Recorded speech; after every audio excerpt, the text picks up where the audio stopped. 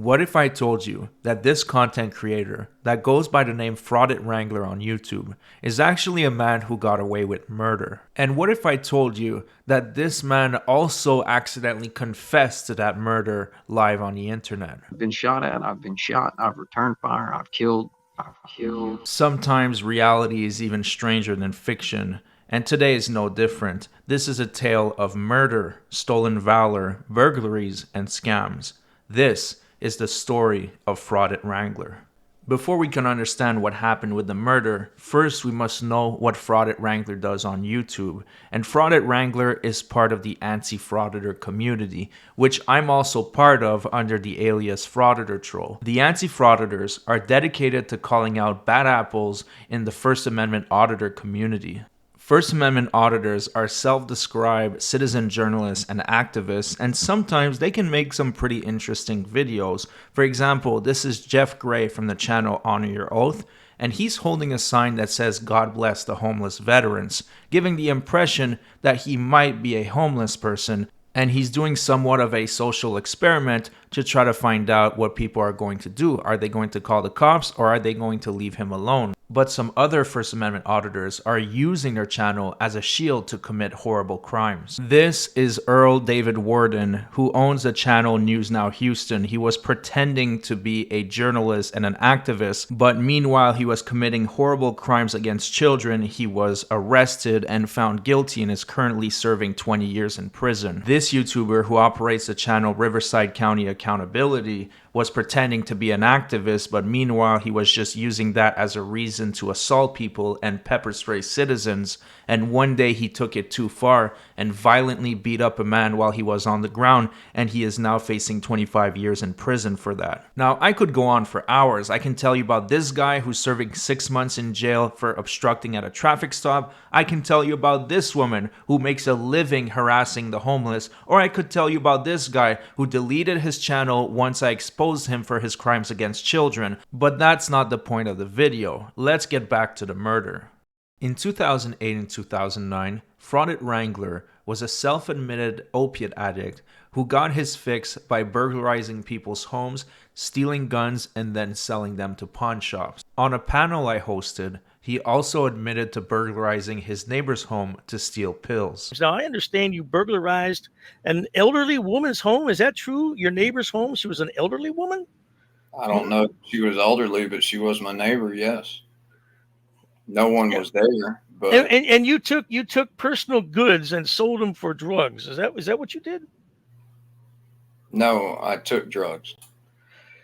You took drugs from her home? Yes.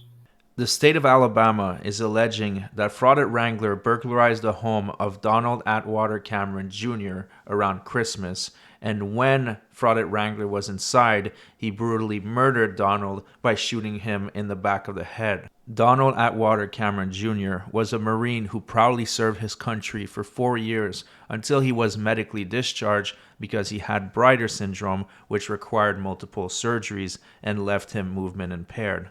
Donald's family called the police after Donald failed to arrive for their Christmas gathering. His body was then discovered in his home on December 26, 2009. While Donald was laying down on the floor without a sign of life, the killer shot him again in the back of the head using a homemade silencer. Donald's PlayStation 3 and firearms were also stolen. The PlayStation 3 was connected to Fraudit Wrangler's home Wi-Fi network and was later recovered in his possession. As well, the police located a book on how to make homemade silencers. The state was planning to establish a pattern between this murder that Fraudit Wrangler has committed and the previous burglaries that he has committed in the past. When asked about the murder, Fraudit Wrangler had this to say to his YouTube audience. Just know the murder case is not going to paint me in a very pretty light. It's not. That murder case did not paint me in a very pretty light. It didn't, in any regard. Whether it's true or not is irrelevant. Whether it's true or not is irrelevant. Fraudit Wrangler has never publicly denied murdering Donald Cameron. In fact, it's quite the opposite. In this case, he said it was irrelevant if he did it or not, and in other cases, he's outright admitting taking someone's life. I've been shot at, I've been shot, I've returned fire, I've killed.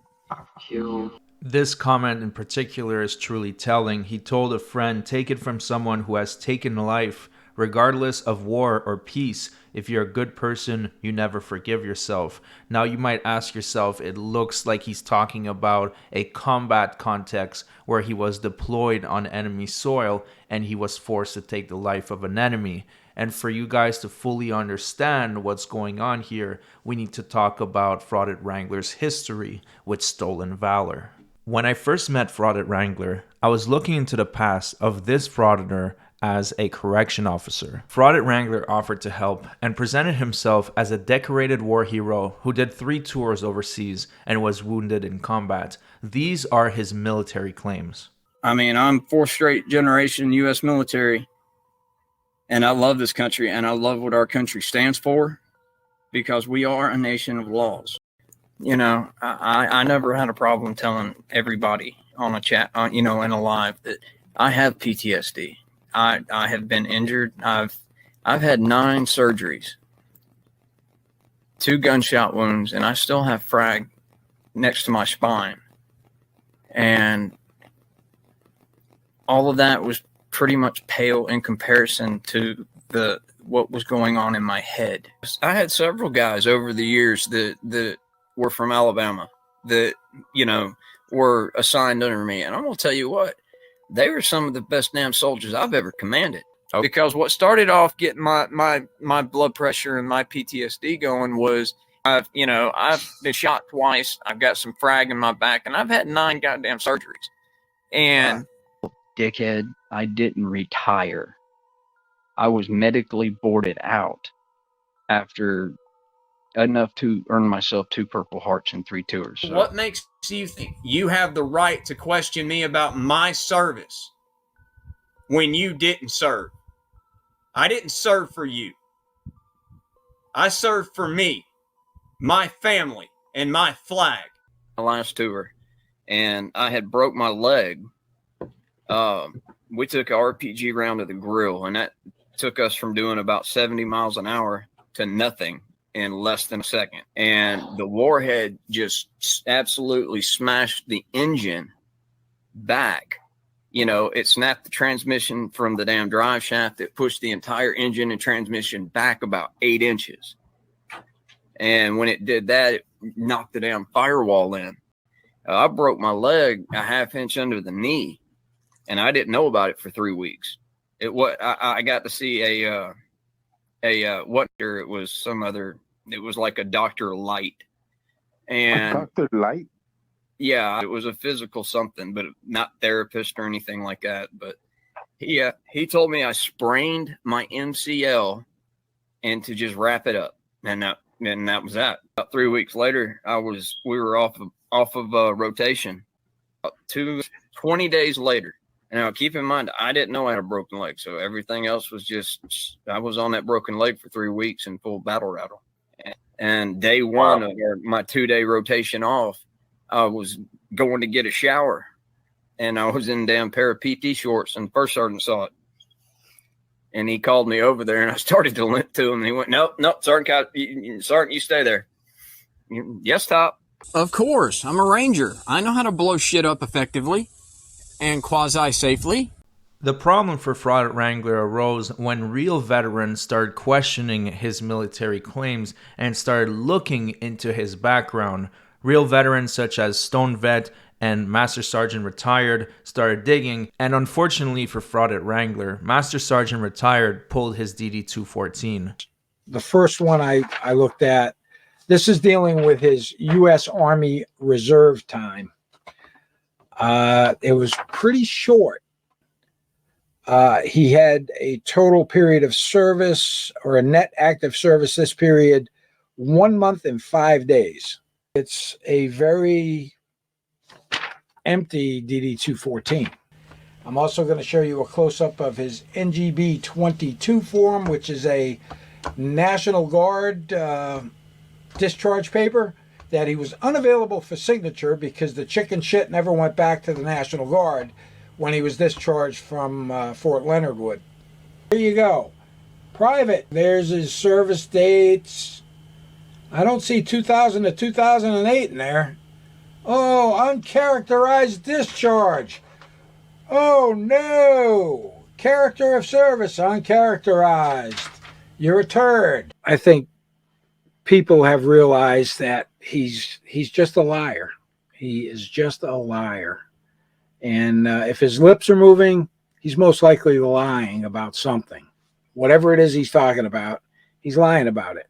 Master Sergeant Retired was extremely accurate in that assessment, but even pathological liars will sometimes tell the truth or half-truths, such as this comment. So just so we're clear on the stolen valor, Fraudit Wrangler enrolled twice and never completed boot camp. He had 2 uncharacterized discharge after very little time in service. He was never deployed to Afghanistan. He never had 3 tours. He doesn't have a Purple Hearts. All those stories are fabrications. So when here he says that he has taken life, who did he kill? The only answer is Donald Cameron Jr. The death penalty was on the table for Fraudit Wrangler, and the state was very confident in their case. But unfortunately, the entire case was dismissed because of a clerical error in the indictment. This senseless murder was going to remain unsolved because of a couple words.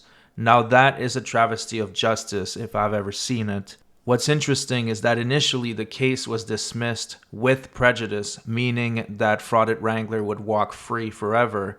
But luckily, the state filed a motion that reversed the decision to dismiss with prejudice, meaning that this case could be refiled at any moment.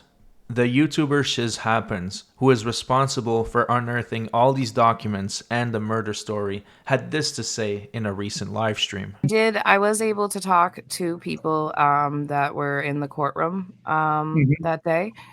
From what I heard, Tarnisha Jones, the Assistant Attorney General, was brought into chambers with Kaiser's lawyer and the judge. The judge screamed at her, told her that he would defer to judgment if it went to trial.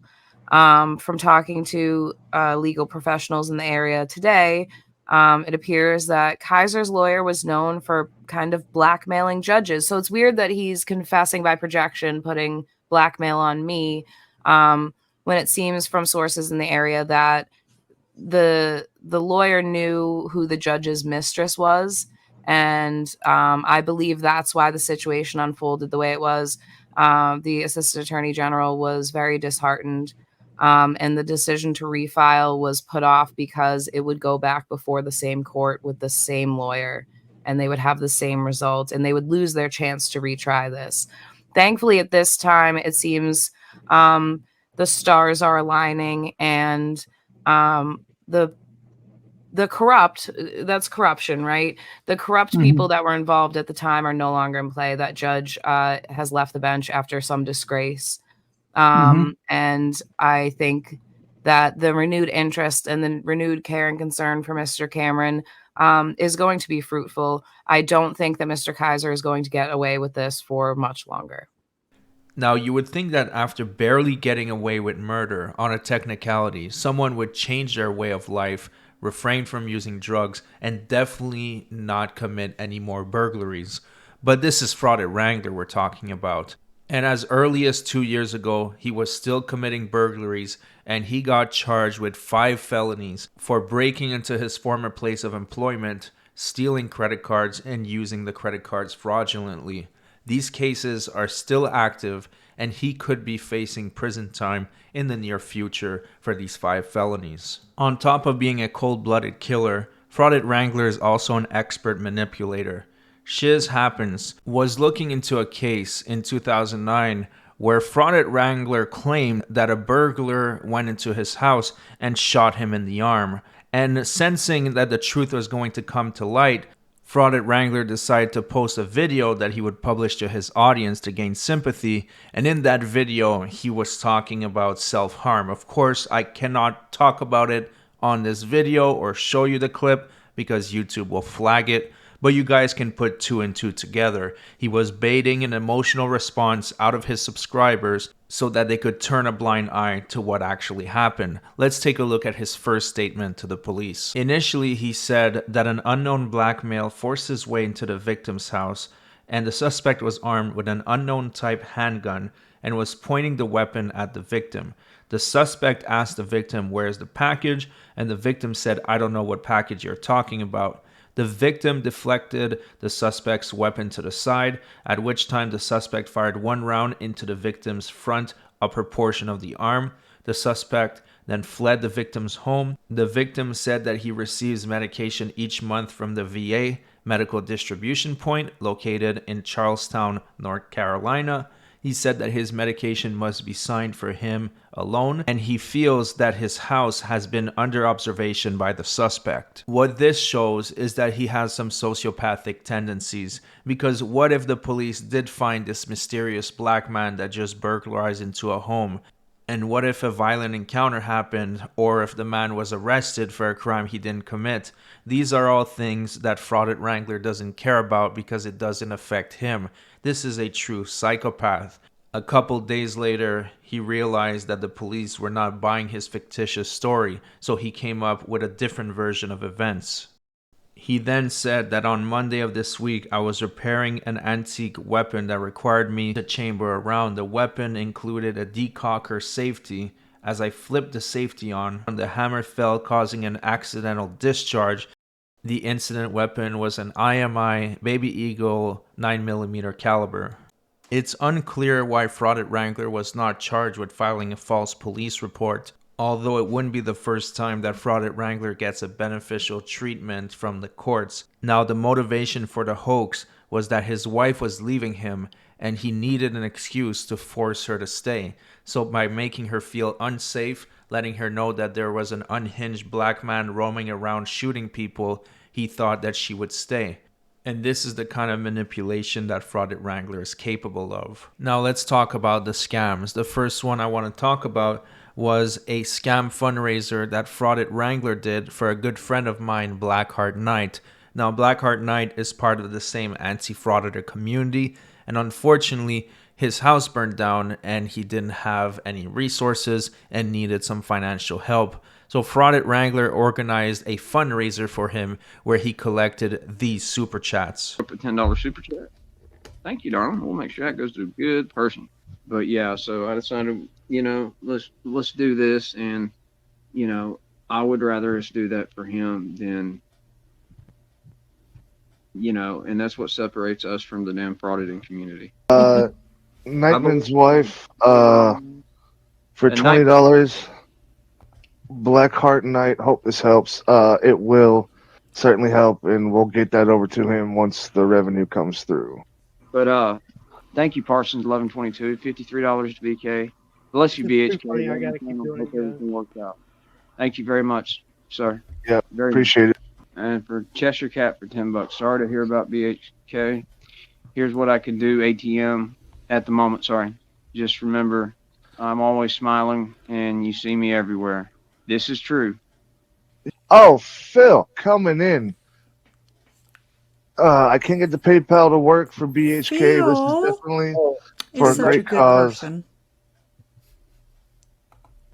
Thank you, Phil. Greatly appreciated, sir. So in total, Wrangler raised about $300, but the only issue is that he never gave Blackheart Knight the money. He pocketed the entire amount, and 8 months later, after he was confronted by Blackheart Knight, he finally offered to give the money. Now, we had a chance to question him on the live panel I did, and this is what he had to say. All right, so I think you guys get the point. So you did a fundraiser for Blackheart Knight, right? And that was on March 23rd. Yeah, 23rd. Yeah, 2023, right? Yes. The day after my house, not my house, but the place I was renting burned down. Yeah. Wrangler, did you give Blackheart Knight the money? He's muted. Wrangler, you're muted. Yeah. No, he's okay. There we go. Yeah, Wrangler, did you give Blackheart Knight the money?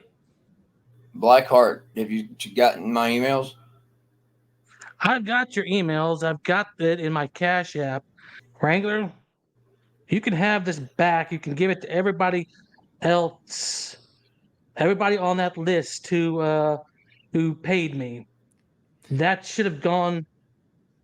That should have gone. That would have been helpful months ago. But seeing as hell you kept it for 5 months, well, that's just you did me dirty, dude. I completely forgot about it by the time that everything came around because so much had happened, and it never came up again between me and Blackheart. So he did a fundraiser for $300 and just forgot to give it to the person that the fundraiser was for. And somehow that's not even the first scam he does on his channel. Before people realized that he was not a veteran, Fraudit Wrangler was pretending that he was going to give every single dollar he receives to a veteran charity. I will never, ever, ever, ever, ever, ever ask any of y'all to give me money. I put a Wrangler Cash App thing in my description or whatever, and anything that I get from you all is going to go to something very, very worthy. Like it'll be veteran related charity.